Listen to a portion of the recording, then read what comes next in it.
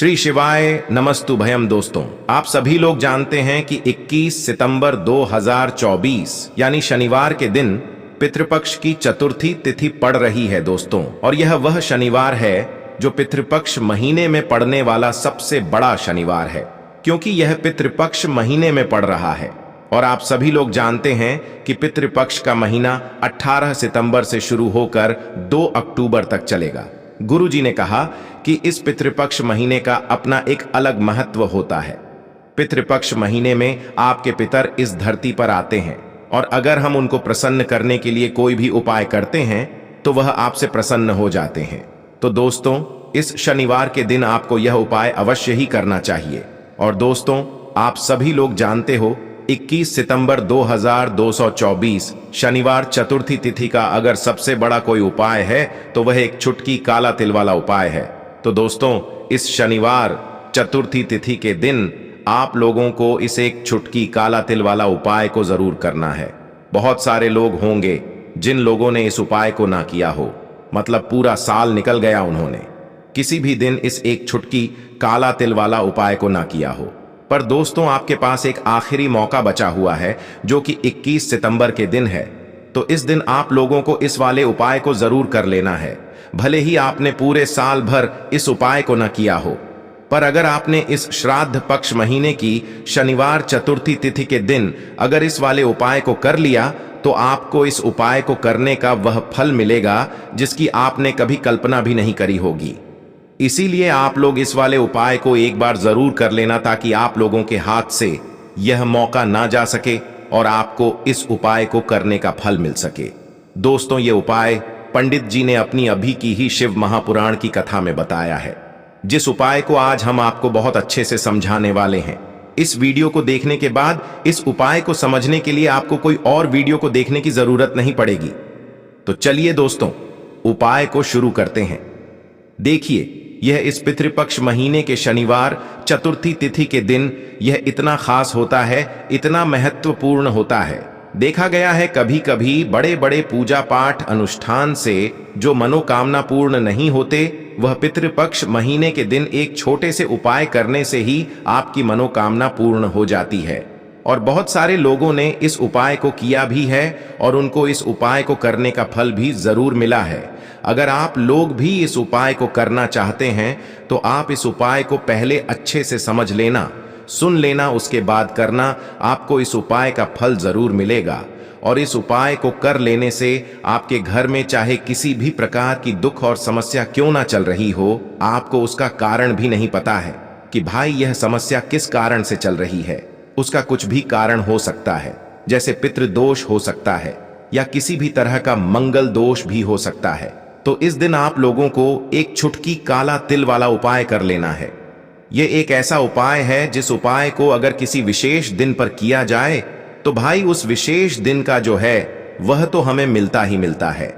पर हमने उस दिन पर इस एक चुटकी काला तिल वाला उपाय को किया है तो हमें उससे भी बड़ा फल मिलता है, और फल बहुत जल्दी मिलता है। जिस उपाय को अगर किसी विशेष दिन पर किया जाए तो भाई उस विशेष दिन का जो है वह तो हमें मिलता ही मिलता है, पर हमने उस दिन पर इस एक चुटकी काला तिल वाला उपाय को किया है तो हमें उससे भी बड़ा फल मिलता है, और फल बहुत जल्दी मिलता है, क्योंकि आप इस उपाय को बहुत ही बड़े और विशेष दिन पर कर रहे हो। तो चलिए अब उपाय के बारे में बात करते हैं, लेकिन उससे पहले आप लोगों को यह जानना आवश्यक है कि आखिर यह उपाय किस समय करना है, किसको करना है और कैसे करना है। तो चलिए हम आगे आपको वीडियो में एक एक करके बता देते हैं। लेकिन उससे पहले अगर आप लोग हमारे चैनल पर नए हैं तो हमारे चैनल को सब्सक्राइब कर लेना, और इस वीडियो को लाइक करके कमेंट बॉक्स में श्री शिवाय नमस्तुभ्यम ओम नम शिवाय जरूर टाइप कर देना। तो दोस्तों, इस एक चुटकी काला तिल वाला उपाय को हमें इस शनिवार चतुर्थी तिथि के दिन कैसे करना है, किसको करना है, किस समय करना है और कहां पर करना है, ये सारे सवालों के जवाब आपको इस वीडियो में मिल जाएंगे। और जो यह वीडियो देखेगा भाई, उसको एक चुटकी काला तिल वाला उपाय जरूर करना चाहिए, क्योंकि इस दिन काला तिल का भी बहुत ही बड़ा और विशेष महत्व होता है। और जब बात आ जाए एक चुटकी काला तिल वाला उपाय की, तो यह सोने पे सुहागा वाली बात हो जाती है, और यह एक बहुत ही बड़ा उपाय हो जाता है इस शनिवार चतुर्थी तिथि का। तो अब दोस्तों इस एक चुटकी काला तिल वाला उपाय को आखिर करना किसको है? सबसे पहले हम लोग वह बात जान लेते हैं। तो देखो, घर की जो बड़ी माताएं बहनें होती हैं, उन माताओं बहनों में से कोई भी एक बड़ी माता बहन इस वाले उपाय को कर सकती है। और दोस्तों, अगर आप चाहें तो अपने घर में से सभी सदस्यों को भी इस उपाय को करवा सकते हैं। अगर किसी व्यक्ति की खुद की कोई मनोकामना है, खुद की कोई दुख और परेशानी है जो कि वह अपने लिए ही करना चाहता है, इस वाले उपाय को तो वह खुद अपने लिए भी कर सकता है। बाकी अगर कोई घर में से ऐसा है जो कि अपने पूरे घर परिवार की सुख और शांति के लिए यह वाला उपाय करना चाहता है, तो भाई वह भी कर सकता है, उसमें भी कोई दिक्कत वाली बात नहीं है। कहने का मतलब यह है कि इस उपाय को हर एक सदस्य भी कर सकता है और पूरे घर परिवार के सदस्य के लिए घर की बड़ी माताओं बहनों में से कोई एक माता बहन भी कर सकती है। माताएं बहनें अगर घर में उपस्थित ना हो या वह यह वाला उपाय ना कर पा रही हो, तो फिर घर का कोई बड़ा सदस्य भी इस एक चुटकी काला तिल वाला उपाय को कर सकता है, चाहे फिर वह पुरुष ही क्यों ना हो। उसमें कोई भी दिक्कत वाली बात नहीं है। उसके बाद में दोस्तों जो अगला प्रश्न निकल कर आता है वह यह आता है इस उपाय को लेकर कि आखिर इस उपाय को हमें किस समय करना है, सुबह के समय करना है कि शाम के समय करना है। तो देखो, इस वाले उपाय को आप लोग सुबह के समय भी कर सकते हो और शाम के समय प्रदोष काल में भी कर सकते हो। अब अगर आप पूछो कि भाई साहब सबसे उत्तम समय कौन सा रहेगा इस एक चुटकी काला तिल वाला उपाय को करने का, तो हम आपसे बस यही कहेंगे कि इस उपाय को आप सुबह के समय करेंगे तो ज्यादा बेहतर होगा। बाकी अगर शाम के समय भी करेंगे तो भी अच्छा होगा, उसमें कोई भी दिक्कत वाली बात नहीं है। तो अब दोस्तों, जो अगली सबसे बड़ी और महत्वपूर्ण बात आती है वह यह आती है कि सुबह अगर हम उपाय को करेंगे तो हमें कितने बजे से ले कितने बजे तक के बीच में करना है, और शाम के समय प्रदोष काल में करेंगे तो हमें कितने बजे से लेकर कितने बजे के बीच में करना है। तो देखो, सुबह जितनी जल्दी हो सके आप उपाय को करने की कोशिश करना। बाकी अगर किसी कारणवश लेट भी हो जाओ, थोड़ी देर भी हो जाए, तो 10 या 11 बजे तक भी आप उपाय कर लेना, पर 12 बजे से ज्यादा देरी ना हो, ठीक है? इस बात का ध्यान रखना। उसके बाद में दोस्तों, अगर शाम के समय प्रदोष काल की बात करें, प्रदोष काल का जो समय है होता है वह शाम के 6 बजे से शुरू हो जाता है। मतलब शाम के 6 बजे से लेकर 7 बजे के बीच का जो समय होता है, यह समय प्रदोष काल का समय होता है। इस उपाय को 7 या 8 बजे के बीच में भी कर सकते हो। मतलब शाम के 6 बजे से रात 8 बजे के बीच में आप कभी भी इस वाले उपाय को कर सकते हो, उसमें कोई भी दिक्कत वाली बात नहीं है। किसी कारणवश ना कर पाओ तो थोड़ा देरी से भी कर सकते हो, आपको उपाय का फल जरूर मिलेगा। अब आपको बता दें कि 21 सितंबर को पढ़ने वाले चतुर्थी तिथि पर बहुत ही शुभ संयोग बन रहा है, क्योंकि यह शनिवार के दिन आया है। और ऐसे में आप समझ लीजिए कि शनि की पीड़ाएं अगर आपको परेशान कर रही हैं, शनि की कोई भी महादशा कुंडली में चल रही है, शनि की 7.5 है, शनि ढैया है, तो उससे भी छुटकारा मिलेगा। और साथ ही साथ शनिदेव का आशीर्वाद आपको मिलेगा, महादेव की कृपा मिलेगी, जिसके बाद जीवन का हर दुख हर संकट दूर हो जाएगा। तो यह बिल्कुल सत्य है कि शनिदेव की कृपा जब किसी पर होती है ना, तो उसके जीवन के दुख और कष्ट बहुत जल्दी दूर हो जाते हैं। और शनिदेव अपने भक्तों को जब कुछ भी देते हैं ना, तो इतना देते हैं कि व्यक्ति संभाल नहीं पाता है। और महादेव से जुड़े हुए उपाय आप करते हैं तो समझ लीजिए कि आपके जीवन में फिर कोई दुख और संकट लौट कर भी नहीं आता है। बात कर लेते हैं सबसे पहले उपाय की कि एक चुटकी काला तेल डालकर आपको कौन सा उपाय कैसे करना है, कैसे यह उपाय शनि की पीड़ा को भी शांत करेगा। और इतना चमत्कार आपके जीवन में यह एक चुटकी काले तिल का उपाय कर देगा कि आपको खुद भी अपने जीवन में हो रहे चमत्कार पर विश्वास नहीं होगा। कहने का मतलब है कि जीवन में ऐसे दुख जाएंगे न कि आपको पता ही नहीं चलेगा आपके जीवन के दुख कब चले गए। चलिए बात कर लेते हैं कौन कौन सी चीजें आपको लेनी है। देखिए, सबसे पहले आपको यहां पर एक चुटकी काला तिल लेना है, ठीक है ना? सफेद तिल भी आता है, लेकिन सफेद नहीं लेना है, काला ही तिल लेना है, क्योंकि काला रंग जो होता है यह शनि देव से जुड़ा हुआ है। अब शनि की पीड़ा भी दूर होती है। जब भी आप काले तिल का उपाय करते हैं, एक लोटा अपने घर का जल लेना है, उसी जल में आपको यह काला तिल डालना है और पहुंच जाना है देवा आदिदेव महादेव के मंदिर में। महादेव की शिवलिंग पर यह एक लोटा जल आपको अर्पित करना है। महादेव से प्रार्थना करनी है कि मेरे जीवन में जितने भी दुख हैं जो कष्ट हैं, जो संकट हैं, हे प्रभु आप उन्हें दूर कर देना।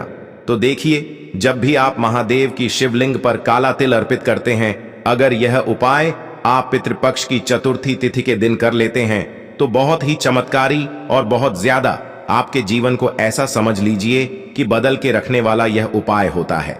बदल के रखने वाले का मतलब है कि जीवन के दुख और कष्ट पूरी तरह से दूर हो जाते हैं।